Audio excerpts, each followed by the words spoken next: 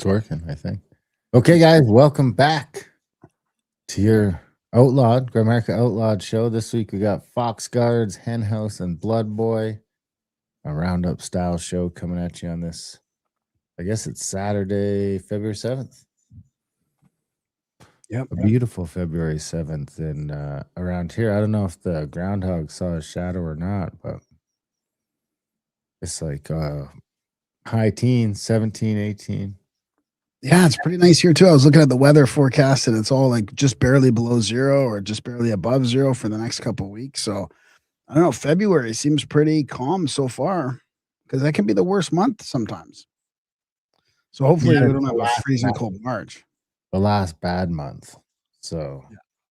March doesn't get freezing cold. Freezing cold in March is like minus 15, you know? So we'll see how it goes. But here we're like +8, man. +8, +9 for the next 7 or 8 days. Beautiful weather.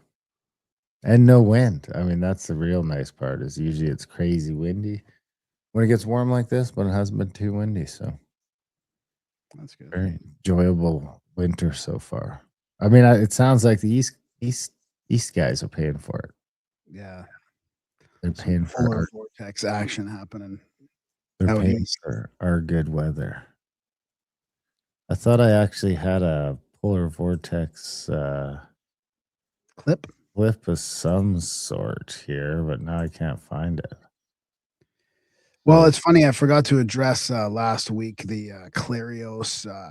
Like we played that clip of somebody talking about the Carney bringing in 49,000 EVs or whatever, and people were like, oh, and they make Clarios makes batteries, and Brookfield owns Clarios, and so everybody's now that you've got these little shorts posting all over Instagram. There's a bunch of arguments happening, and so yeah, we should probably just take one on the chin from that.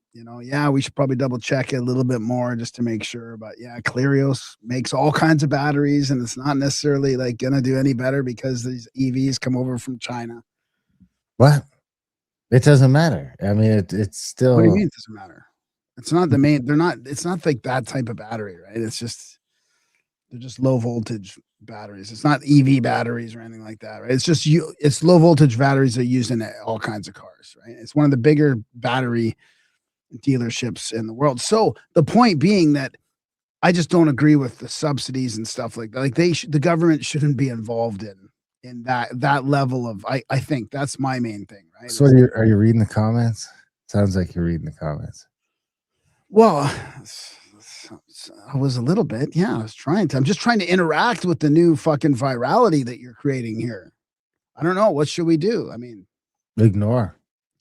Well, aren't you supposed to like comments and stuff so that it builds? Like, aren't you supposed to be somewhat involved?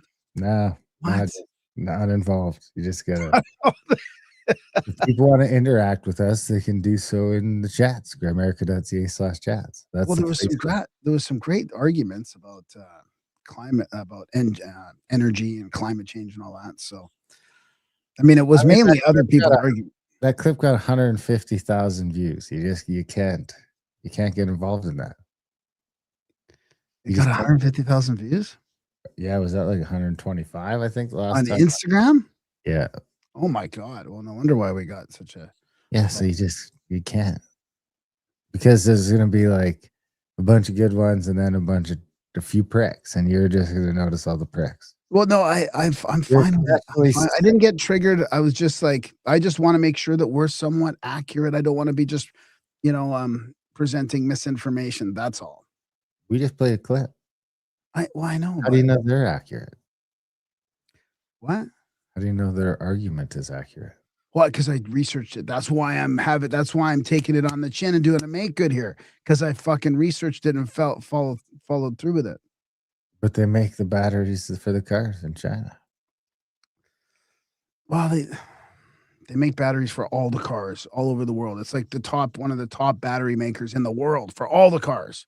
So it doesn't matter if we have EVs or regular cars in here. Even the regular cars. So they make like a battery in my car. Yeah, like my interstate battery. Yeah. It's all my Motormaster.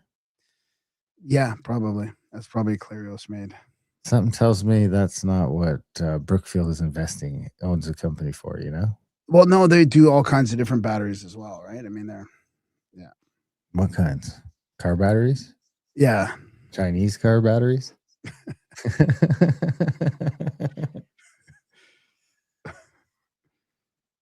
Anyway, yeah, the polar vortex it's a nothing burger, but it was just an article. It's not really fit for the show. But I was just talking about how the polar vortex isn't acting how it's supposed to. Oh, you mean they can't predict the polar vortexes, but they can predict the weather of our climate? Yeah. I mean, really, what do they think they can predict when they've only been measuring the weather over here for 100 years? Anything like outside of that is just sort of hearsay. And then anything outside of like 400 years is nobody knows. It's a very like extremely short-sighted cycle of anything to be looking at. I mean, I had a clip. I don't think I have the clip for this either, but someone had put a clip in our chats about the Idaho winter 77 years ago, where a bunch of people died and they ran out of coal and it snowed for 3.5 months straight. Remember when those guys got stuck fishing? Is that the one where those guys got stuck out there fishing? You played it a while back. Well, that was duck hunting. I was in Michigan. Oh, okay. That was I different. was duck hunting in Michigan. Yeah. I mean, they've got the same weather as us this year, but it just seems like part of the cycle. You know, I wouldn't argue it's strange. I don't know if it's strange. Ask me in 300 years if it's strange. We've got like maybe 1,000, even 1,000 years seems like nothing. Like cataclysms aside and all of that, it just seems like everything's changing all the time. Yeah. Can I go back to the EVs for a sec? Do you think it's got anything to do with the fact that our Canadian pension fund invested like 600 million in Chinese EVs? Yeah, that pension fund thing's not going to end well, it doesn't seem like, huh? When do you get your pension? Well, I guess I could start taking it in 5 years, 4 years. I wonder if it'll last that long. You'll be a pension podcaster. Yeah, I'll do it too. I mean, I'm going to do it as soon as I can, early as I can. 60. As soon as I turn 60, I'll take the other one. Right at it, right? Yeah, you better. Well, some people only get. I don't want to name names and stuff, but I know somebody who just got it, and they get like $250 a month or something, $260 a month. Ooh, there you go. That'll cover your gas, maybe, if you don't go far. Well, let's get started with this. I don't know if you've seen this going around. I want to know if you. Well, I guess you can tell me if you think this is true or not. I just had him up on my screen, so I'll close mine down. This guy, the Antarctica guy with the backpack Starlink. Yeah. I need a backpack. Oh, look, he's got it right there on his backpack. I wonder if. So where did he? How do you get to Antarctica without telling anyone? You just sail there, I guess, right? Fuck it, we're sailing. We're stopping here. Yeah. Where's all the ice? That's what I don't know. Well, it'd be the like middle of summer there right now, wouldn't it? Yeah. It'd be the equivalent. I mean, it's a couple. I guess it's almost the equinox, but it'd be like August. It'd be like our August. IRL on Antarctica, boys. IRL on Antarctica.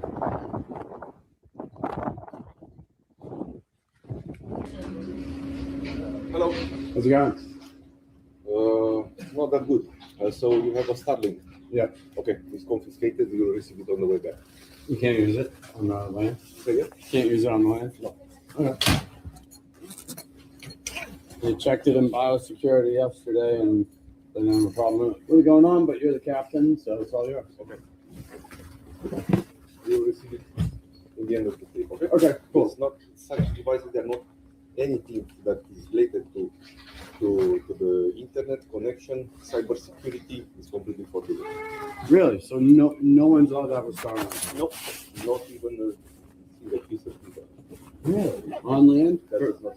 Not even a piece of paper. Like all of I'm just asking questions. I'm not arguing with you. For all of Antarctica? Yeah. Okay. For all 8 it's available for all ships. It's not only this ship, all the ships around, and especially this one. We have cybersecurity. We have forces to follow. Unfortunately, we cannot let you. Right, bring it on land. Yeah. And that's for every ship in Antarctica? Yeah, for everybody. Okay. But our procedures, they are very strict, and such devices, they are not allowed, unfortunately. Yeah, no. That's fine. Thank you for informing us. I apologize if there was any issue. I just didn't I didn't see any problem with it like online when I was researching and stuff, but you're the captain. Okay. Thank you so much. What do you think? Real? Real or not real? Yeah, it seems real. I don't know what a piece of paper has to do with cybersecurity, but you can't even have a piece of paper that's It's connected to it's the in- internet. in case you draw a picture. So in other words, I guess he's on a ship that's doing it, and they were just on shore, and he bounced out his. Yeah, it seems like it's, I told you I was watching those shipwreck shows. And one of them was like an Antarctic cruise liner. So I guess you can just they were like planning to go to this island, that island, and just go to Antarctica. So I guess you can just go there.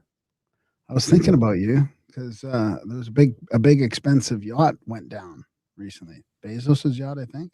Bezos' yacht crashed? I think one of these guys' yachts went down. Like sunk proper? Well, I don't know. I mean, I just glanced over it, but In the middle of nowhere? Or? I don't know. I'll try and find it here because I know you're kind of freaked out about ships and sinking. Well, I'm not freaked out. It doesn't affect me, whatever, because I'm not a sailor. Remember your cousin that used to listen to the show was a sailor. Oh yeah, no, he was like a what's the one below the captain, like first mate First or officer, first mate. officer. Is he still doing it? I think so. Yeah, they were laying cable across the ocean and stuff like that. Yeah. Well, let's go to the Darshakrana on Twitter. Oh, I like this guy. I like this guy on Twitter. 1921, this man returned from a 39-day trance with proof of universal laws. He sent his discoveries to 500 scientists, but 499 laughed except Tesla. Wasn't Tesla already gone by then? When did Tesla? Why? Oh, he said, lock it in a vault for 1,000 years. Humanity isn't ready. Why? His findings changed the way you see reality. Walter Russell was no ordinary man. He was a sculptor, a painter, a musician, a scientist. He believed we are not separate from the universe. We are the universe, just in human form. This belief would soon shake the world. In May 1921, Walter entered a deep trance. For 39 days, he barely ate or drank. He claimed his consciousness traveled to the source of all knowledge. When he awoke, he started writing frantically. The information pouring out of him seemed endless.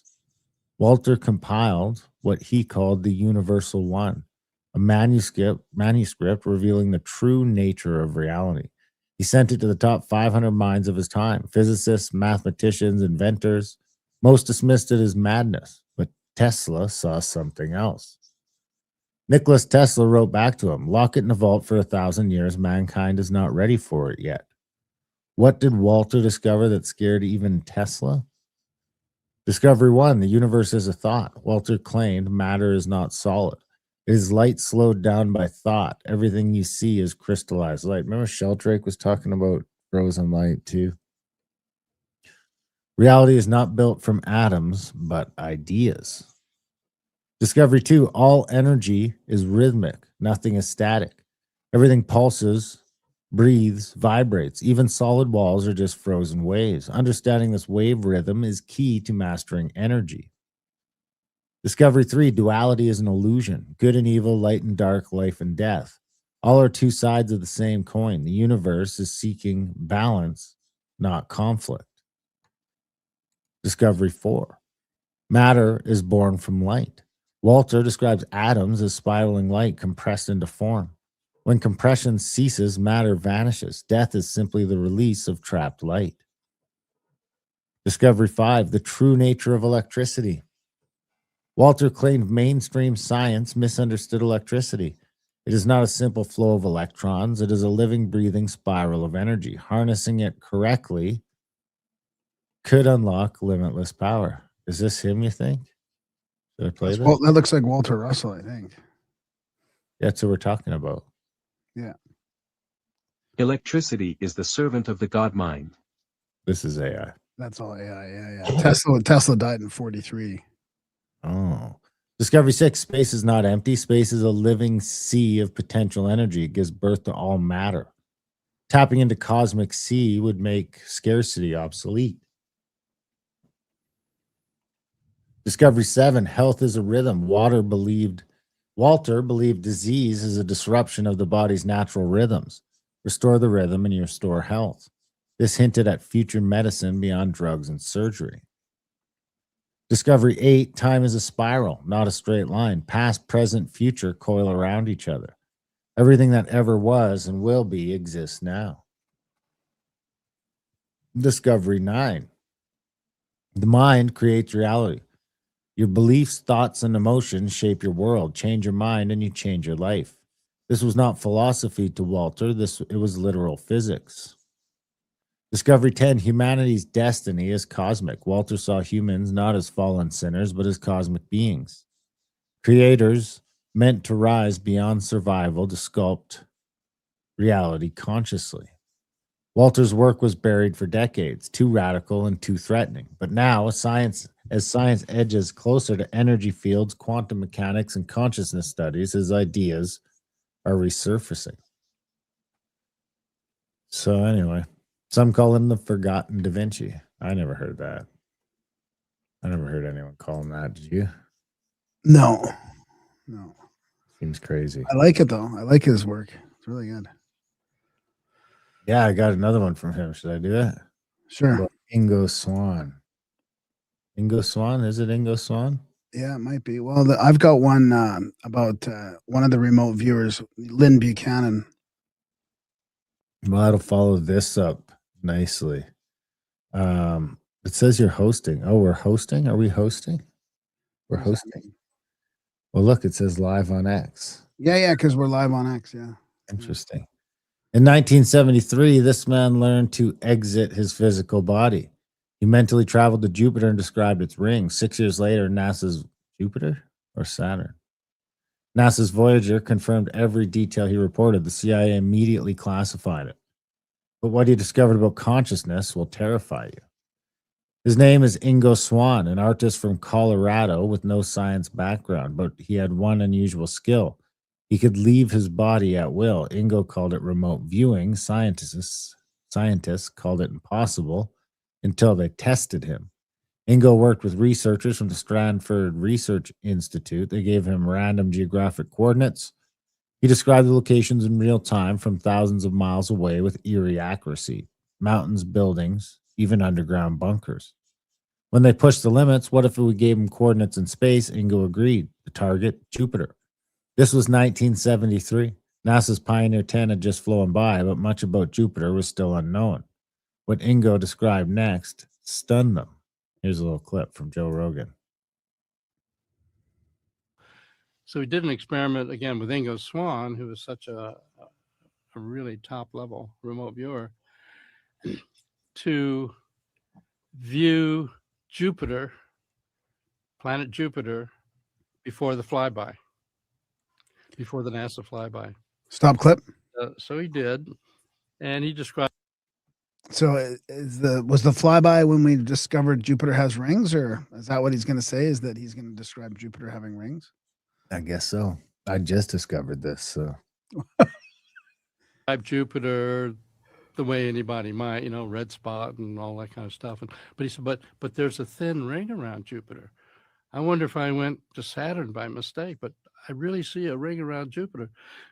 Nobody knew about any ring around Jupiter.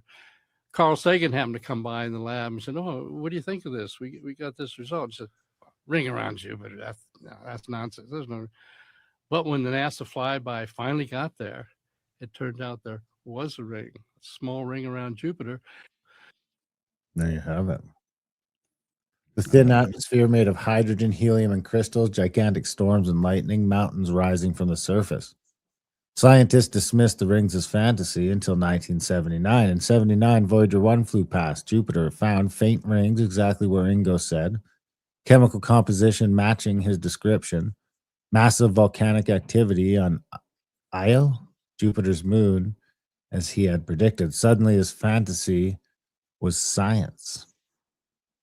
NASA stayed silent, but the CIA didn't. They classified Ingo's Jupiter session and invited him to work on top secret programs codenamed Stargate, used remote viewing for espionage during the Cold War.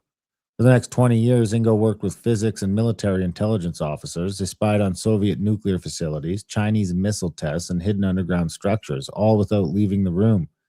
Billions were poured into the program. Man, it must have been a pretty nice room. But here's the part they didn't tell the public. Ingo's travels weren't limited to planets. He claimed to access other dimensions. He describes non-human intelligences and civilizations existing alongside us, but invisible to our senses. This terrified the CIA. Should I play this clip? Yeah, sure. At first, the CIA agents.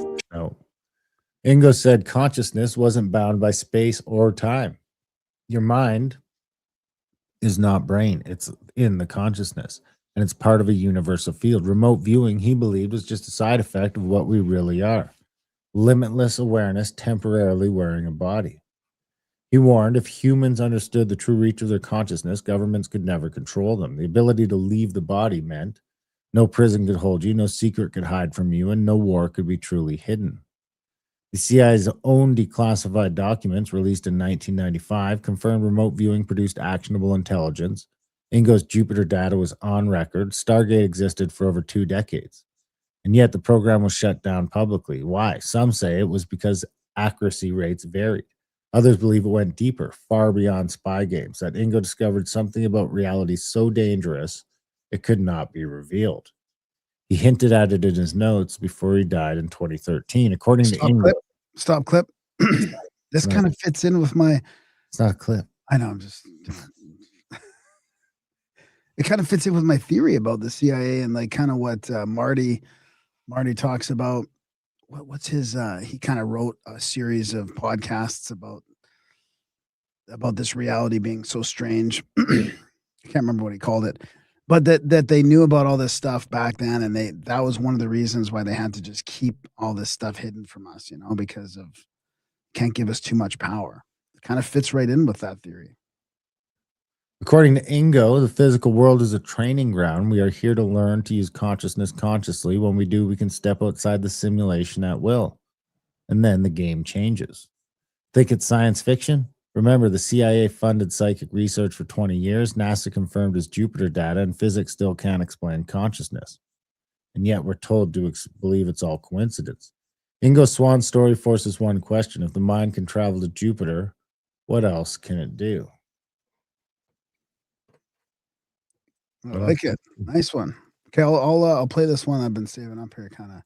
This is Lynn Buchanan, one of the other more prominent, powerful, credible, and well-trained military remote viewers ever. He's reaching the fuck it point of life and spilling the beans. This might fit in with your last roundup episode here. Here he is admitting the Anunnaki use human slaves on Earth and beyond. So let's see what Lynn says here. He's probably getting pretty old these days.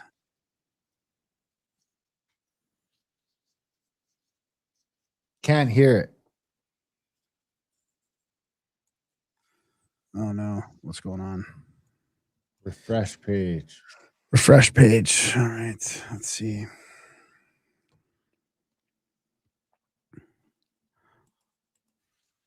Got it now?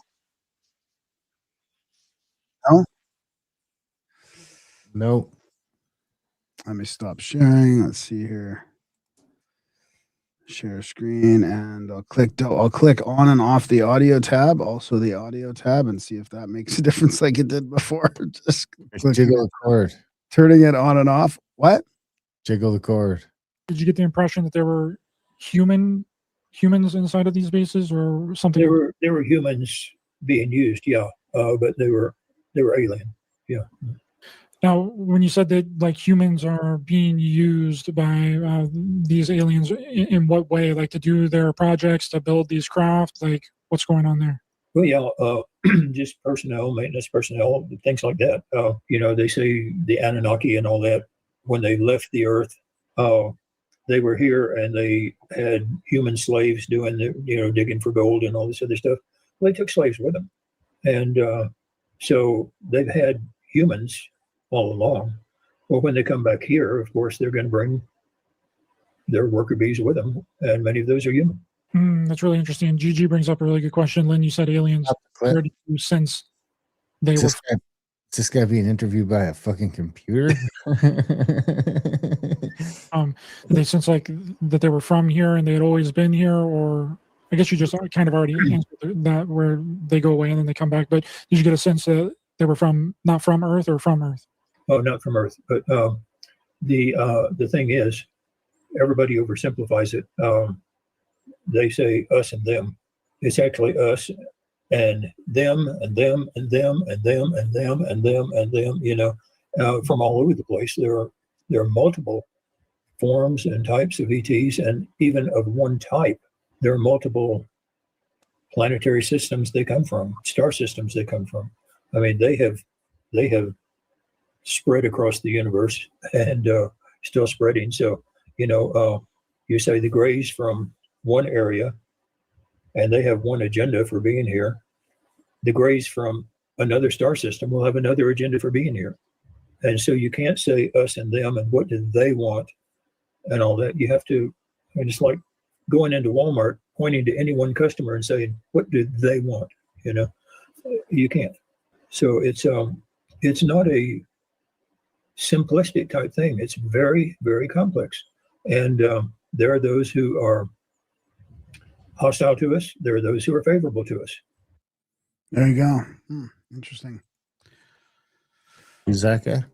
Lynn Buchanan, one of the remote viewers.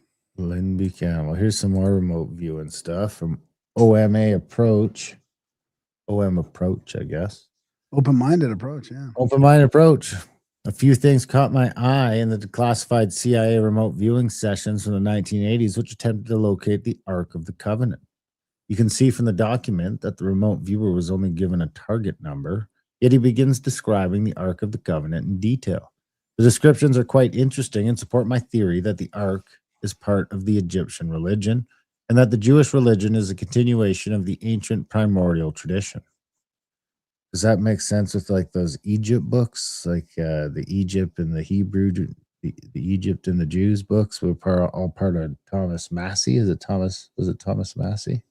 Gerald Massey. Gerald Massey. Yeah. Thomas Massey's a congressman, I think. Yeah.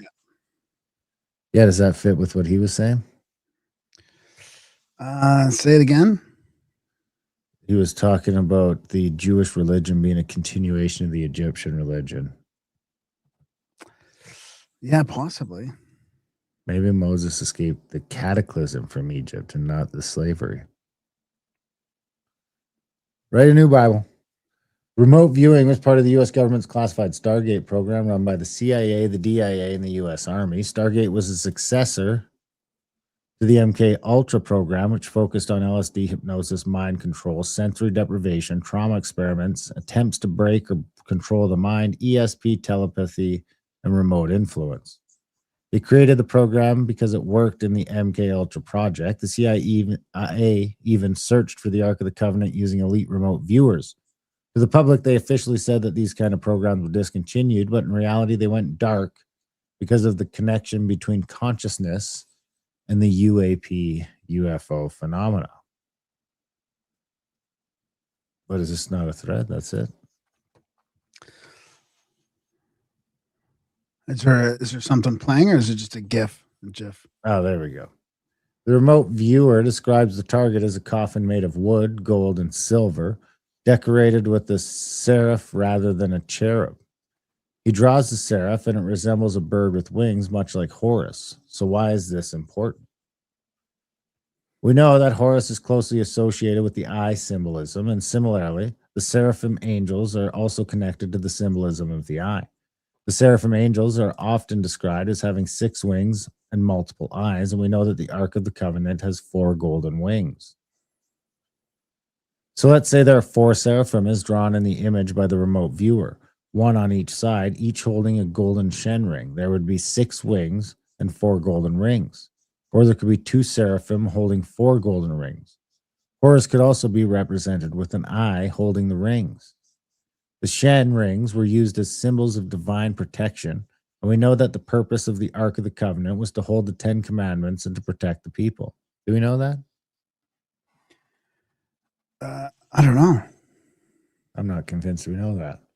Inside the Ark of the Covenant was also Aaron's rod. In Exodus 7, 10, and 11, Aaron cast down his rod and it became a serpent. Thoth was the ancient Egyptian god associated with the serpent staff. And it's interesting because in the next post in this thread, we will see Thoth depicted with the Ark of the Covenant. There. This is the Ark right here. Here's Thoth worshiping what appears to be a coffin made of gold and wood adorned with the eye of Horus. This depiction is from the Temple of Dendera in Egypt, the same one that has the entering the moon stuff on the ceiling. If we compare one of the earliest depictions of the Ark of the Covenant found deep beneath the tombs of Rome with the Egyptian version, we'll see a very similar design featuring diamond-shaped patterns, circles, dots, and similar colors. Another connection with to ancient Egypt is that the remote viewer described a wall with 8 mummies near the Ark. The location of the Ark appears to be somewhere in the Middle East or on the Arabian Peninsula, as he describes it being deep underground and guarded. He also mentioned a white mosque nearby, Arabic being spoken, and people wearing white robes similar to those worn by sheiks. Why would there be mummies there? Because all religions are connected. There's his little drawing there. There's the mummies doing the YMCA. The Ark of the Covenant was constructed by Moses, and historically its construction aligns closely with the reign of Pharaoh Akhenaten and his wife Nefertiti. This era is known for the worship of Aten, the creator of everything. The mainstream consensus views this as the first monotheistic religion, predating both Zoroastrianism and Judaism. But before Aten, the creator of everything and the father of all the gods was Tatanan. And obviously they are connected. What is interesting is that the word Ak, which refers to the luminous, transfigured, or enlightened spirit, can also be found in the Jewish religion. Tanakh is the name of the Hebrew Bible in Judaism, Tanan plus Ak. The name of Enoch is Chanakh in Hebrew, and the Arabic translation is Aknuk. So the Ark of the Covenant either predates Moses, or Moses possessed the knowledge of how to create one, summon higher spirits, or make a dwelling place for the higher power in the material world. According to the remote viewer, this relic is somewhere underground in the Middle East. You can read more. Blah, blah, blah, blah. That's Huh. That's good. Well, you know what that brought to me too? I was looking for in one of my esoteric folders and stuff that I never talked about, but it's almost like this culminated in with this guy, Michael Aquino, officer of the U.S. Army and high priest of the Temple of Set. So this is how like all that ancient stuff and the remote viewing and everything and this like lesser black magic made it all the way to the U.S. Army. Kind of makes you wonder, right? Invoking the Beyond by Paul and Philip Collins. Oh, I think we had those guys on. We had those guys on the show a long time ago. Did we? Invoking the Beyond. Yeah. It was a really big book, interesting book. So it just says here, this is like some stuff in the book. Michael Aquino, a U.S. Army PSYOP officer and Satanist, fused his occult practice of lesser black magic, so manipulation, behavioral prediction, with military strategy, proposing to the U.S. military a doctrine called mind war. Continuous psyops targeting enemies / domestic populations alike. So I don't think I'll just get through. I don't think I'll read through all this stuff. It's just interesting that you were bringing up all that stuff about remote viewing and consciousness studies and how the CIA was afraid to tell everybody about that. And then meanwhile, this guy's working in the army as a Satanist, the Temple of Set, and he was involved with. Remember, we had Dave Bryan on with the astral warfare with Anton LaVey and all that. Like I think he was connected with that. A non-lethal strategy to influence enemy thoughts and behaviors through biophysical means, such as atmospheric electromagnetic activity, extremely low frequency waves, and bioelectromagnetic fields that would affect human emotions and decision making on a large scale. Geez, it's almost like that's happening right now. I went to read From Psyop to Mind War, The Psychology of Victory, and I can't believe it's true. So they've got ionization of the air and ELF waves. So combine all that remote viewing stuff with what's happening in our electromagnetic atmosphere, and you have what's happening right now in the world. Yeah, here it is. Yes, definitely. Reading about Anton LaVey and how easily he moved into Hollywood circles and influential people always makes me think it functioned as a part of a large-scale intelligence operation rather than just a fringe subculture.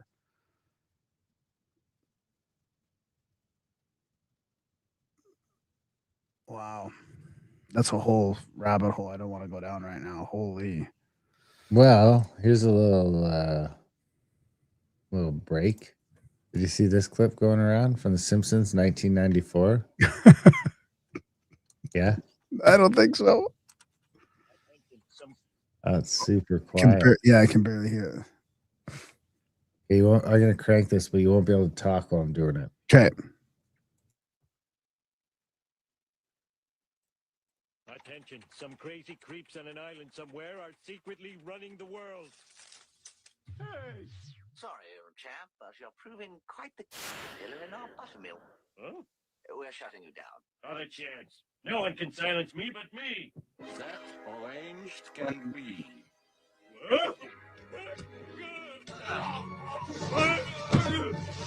Attention, some crazy creeps on an island somewhere are... So anyway, That's pretty funny. That's awesome. Mr. X too, right? I mean, it's so funny.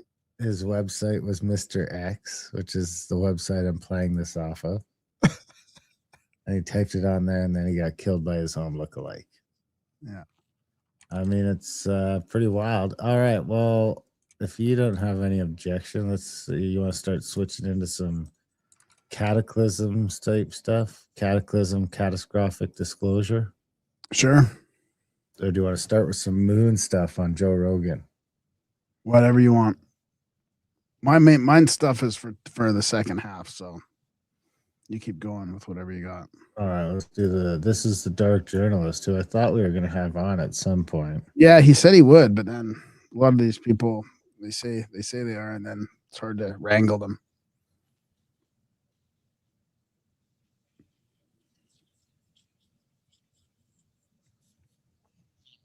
Oh, you're not sharing it, or something's going on. I'm not sharing it. Mr. X doesn't want you to share this. Mr. X. I'm gonna piss quick while I'm playing this clip. All right. I didn't have time. I'm scrambling. Oh, you gotta press play. I know. I'm gonna press play. Oh, okay. And it's fascinating too because Edgar Casey is that amazing figure that you talked about. Yes, and we've done many episodes on Edgar Casey, who was really a humble, photographer. He grew up in a farmhouse, and he was a Sunday school teacher. But he had this amazing ability to go into trance and had this retrocognitive ability to go and see the ancient past as well as the future. So he's referred to as the sleeping prophet because of these trances that he would go into. And it all happened actually because he lost his voice originally. And nobody could do it. He was an insurance salesman at the age of 19. He loses his voice, and what happens is nobody can do anything about it, and he has to quit his job and everything. And a hypnotist suggests, I can give you, a suggestion, an auto-suggestion to bring your voice back. And he tries to hypnotize him, it doesn't work. And then Casey turns around and says, wait a minute, I think I can do this myself. I'll do the auto-suggestion myself. So he gives himself the suggestion, and he goes into this deep trance, and he comes out with a deep voice talking to this guy saying, the problem is that he has a subluxation in his neck. It's causing his vocal cords to freeze up. And what he needs to do is see an osteopath. And after that, word spreads around that this guy has this amazing ability to go into trance. But Casey's unusual because he had such a demonstrated record over 40 years of doing this. And his accuracy in terms of his predictions has that incredible background. So he's not what you would say is a normal kind of psychic in this. He's somebody who really had the ability as a life's calling. And he struggled with it too, because as a Sunday school teacher, it was frowned upon, especially in the 1920s. Very much. But in terms of his Atlantis work, this is what happened. At a certain point, when people were asking him to go back and look at the ancient past, he went back beyond recorded history. And he looked at two groups. The one he called the Sons of Emilius, and the other one was the Belial group. And Emilius were very advanced technologically. They're the ones who are the legacy culture. That's where we get these amazing structures in Peru, these amazing structures at Stonehenge, the amazing structures in Egypt. And by going into this, he was saying, you know, we're coming back around to a point of advancing technology. The culture is awakening from a kind of amnesia, and it is recapturing its ancient past. And part of that recapturing of the past had to do with the Sphinx, because in Casey's work, as we'll discover tonight, what they're finding there between the Khafre pyramid and the Sphinx with that space radar is exactly what he predicted in 1932, which is a gigantic, massive hall of records there beneath that Giza complex. And we'll get into what the records contain as we go along. The Hall of Records. The Library of Alexandria? No. No, you don't think that could be it down there? No. No. I don't think What do so. you think it is? Just an empty hall? No, I mean, it's probably more ancient stuff and hidden that weren't even in that Library of Alexandria. Oh, you think the Alexandria stuff was too new? Yeah. All right, let's jump over to some moon stuff. Which the main part about this is just interesting that it's starting to get into the mainstream lexicon all of a sudden. It seems like, I don't know if it's just coming to me because, you know, it's this weird chicken and egg thing, but it's like the further we get into it, the more it's everywhere. And there's the moon. And then the moon's weird too. The moon's really weird. The moon's super weird. The size of the moon directly corresponding, like when it's in orbit with the sun, completely blocks out the sun perfectly. It's 1/400th the size of the sun, and it's 400 times closer to the Earth than the sun. You never see the dark side, which is very weird. It's actually, I believe it's closer to the Earth than what you would normally expect for a moon. And it's huge. It's huge. You have cultures actually talking about a pre-moon period and it's stabilizing the climate. You have the, you know, Zulu cultures talking about this. And then here's the weirdest stuff about the moon. Apollo 11, I believe, when the booster took off on the moon, they were like, oh, we think it might be hollow, and it's, you know, it seems like actually the outer layer of the moon is less dense, or sorry, is more dense than lower layers, which pattern matches only to an excavation site. That's obviously, you know, on Earth, the lower you go, it's more dense, right? And so Apollo 12, they intentionally crashed the booster of the lunar vehicle onto the moon. They put seismometers there, and they said that it rang like a bell. This is all fact. You could look all this stuff. It's super weird. It is really weird. You know, I know you did an episode about that with Randall Carlson. Love Randall Carlson. Yeah, he's got some wild fucking theories too. But the idea that the moon was somehow another place there to stabilize our atmosphere is so crazy. It is crazy. And then you obviously have to sort of think in probabilities all the way down. Lowest probability, craziest thing is Ingo Swann, who is another remote viewer in the Stargate program. He wrote a book called Penetration, where he's basically like abducted by this guy in a suit, like this kind of Men in Black style guy named Axelrod. And he is told to remote view the moon. And he remote views an alien base on the moon. And he says that and he gets it. The whole thing goes crazy. I mean, the book is insane. It's like I wonder if that's where Jay got a story. Check this out. So I was just pulling up the Google Trend data, and it looks like pole shift is down at low compared to, like, there's a big jump here in 2022, December 22, a big jump here in 2018, but the biggest jump, of course, is right here in 2010, and again in December 2012, which would make sense. Well, why would 2010 make sense? Well, I thought that was going to be 2012, but I think that's when the 2012 stuff started. But it looks like it was really ramping up around here, and then You know, it's not really Oh, there. I don't trust this. This doesn't seem to be right. What? Let's try cataclysm. I can't believe that. Cataclysm worldwide over time again. Here, this is this is going to be 2010. So 2010, end of 2010, people worried about the cataclysm. Up jump 2024, but it's it's low again. What could we search as like a what would be a good word? Magnetic pole shift? No, I mean a good like to test the system. How can we test the reliability of what we're doing? Yeah. Let's check Grimerica. It should be nothing before 2013. Oh, look at this. Still almost nothing. Huh. We're really popping that. What's this? This is 2008. That was your Twitter, maybe? No? Oh, yeah, maybe. No, I don't think I joined Twitter till 2011. Interesting. Well, I was thinking like a word we could search to see if the system is working. Crypto? Chat GPT. Crypto? Let's do Chat GPT. This from 2004 to now, so that seems to jive, right? Just started in December 2022. Yep.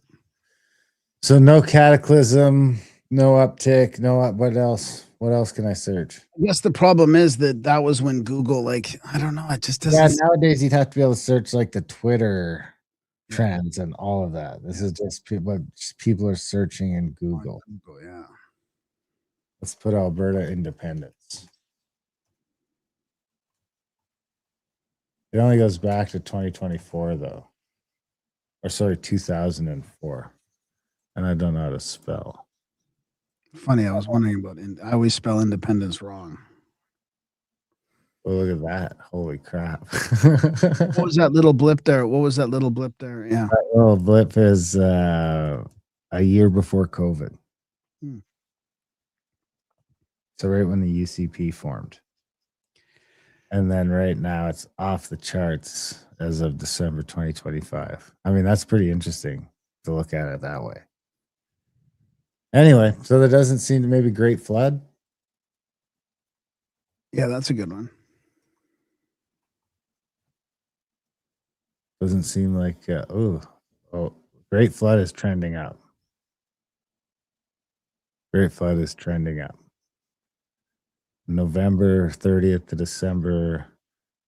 So it's down in December, but November was high. But compared to where it's been historically, that's really up Great Flood.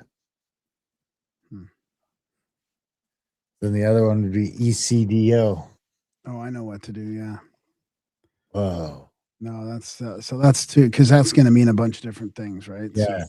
So type in Younger Dryas. Younger Dryas. Oh, that's about right. That probably makes sense, right? Yeah. Was that 2014 when he was first on Rogan? That's back here. Oh. What about Randall Carlson?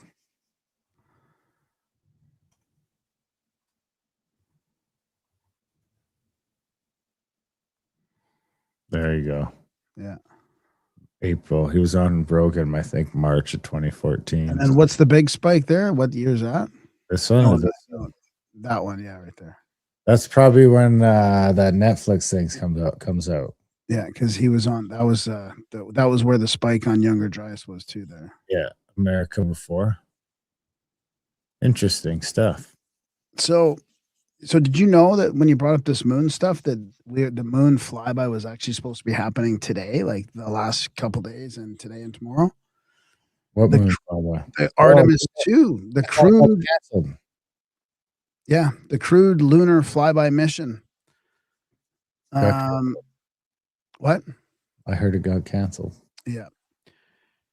It tests deep space systems like life support, navigation, and radiation protection and prep for future landings. So there was a hydrogen fuel leak during a wet dress rehearsal, and it had to get canceled to push back to maybe March 2026. with specific windows like March 6th to 9th and March 11th. Why not March 10th? I can't fly a rocket on my birthday. That's why. It's an international holiday.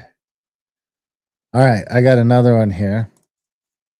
Another one from Open Minded Approach. So let me see if I can zoom in on this a touch. So why does Trump want Greenland? The Inuit people who live in northern Canada and Greenland have started to notice the changes associated with the Great Year. They have observed that the position of the sun has shifted and no longer corresponds to the patterns their ancestors used for hunting. Additionally, due to the geomagnetic excursion, the planet is tilting more rapidly, and all of this leads to the geophysical event. This is, maybe I should have searched geophysical event. Yeah.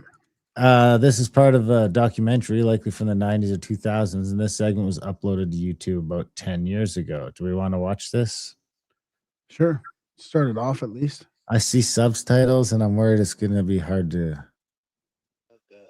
We're not doing that. No, it's not going to. This shocking leaked anyway, is going to be an Inuit dude talking about the sun patterns changing. This shocking leaked Pentagon report from 2003 reveals the real reason why Trump wants to take Canada and Greenland. And of course, I was right. It's because of the expected geophysical event. This internal scientific report will blow your mind. This report was created for internal purposes in 2003, but somehow leaked to the media in 2004. It was immediately downplayed by the Pentagon, but today in 2025, everything is happening just as the report predicted. So there's a little exit from the report. In this scenario, we can expect alliances of convenience. The United States and Canada may become one, simplifying border controls, or Canada might keep its hydropower, causing energy problems in the U.S. North and South Korea may align to create one technically savvy and nuclear-armed entity. Europe may act as a unified bloc, curbing immigration problems between European nations and allowing for protection against aggressors. Russia, with its abundant minerals, oil, and gas, may join Europe. In this world of warring states, nuclear arms proliferation is inevitable as cooling arrives. I wonder what that word is. Drives up demand. Existing hydrocarbon supplies are stretched thin. With scarcity of energy supply and growing need for access, nuclear energy will become a critical source of power. This report compares the current climate change with the two past events that caused abrupt climate shifts, the collapse of ocean currents, and a mass extinction event. The sole purpose of the report is to predict the social challenges, outline how to best prepare for the event, and suggest how the USA can anticipate and manage the worst case scenario. In the event, even in the chaos and wars in Europe were predicted almost too perfectly. The report stated that either Russia would join the EU or it would be attacked for its resources. What we see today is Russia attacking Ukraine for its resources. Wow.